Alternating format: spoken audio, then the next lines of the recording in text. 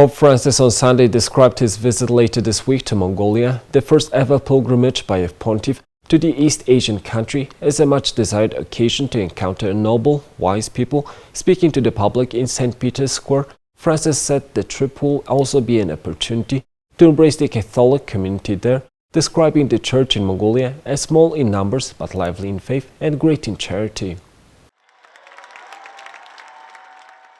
The pilgrimage is also an opportunity to meet up close with the noble, wise people, he said.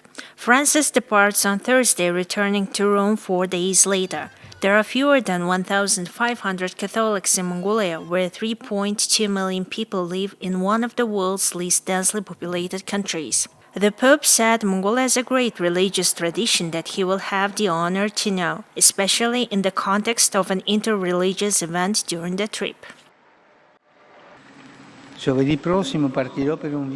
Next Thursday I'll leave for a trip for several days to the heart of Asia and Mongolia. It is a much-desired visit, and it will be the chance to hug a church small in numbers but lively in faith and big in charity, and also to meet with the noble, wise people with a great religious tradition, which I will be honored to meet, especially within an interreligious context. I would like to speak to you, brothers and sisters from Mongolia, to tell you that I'm glad to travel to be among you as brother of all. I thank you, your authorities, for the kind invitation, and thank you to all those who with great effort are preparing for my arrival. I share also a prayer for the victims of the wildfire blazing these days in northeast of Greece, and I express solidarity with the Greek people. On September 3rd, his schedule includes an ecumenical and interreligious meeting.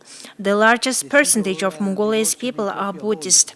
In his remarks, Francis said he wanted to address brothers and sisters of Mongolia, telling that he's really happy to travel to be among Mongolians as a brother of all. He also asked the faithful in the square to accompany him in prayer during his trip. Francis also said he is praying for the people of Greece and the victims of wildfires in the northeast of the country. Finally, the pontiff reminded the faithful to pray for the suffering people of Ukraine.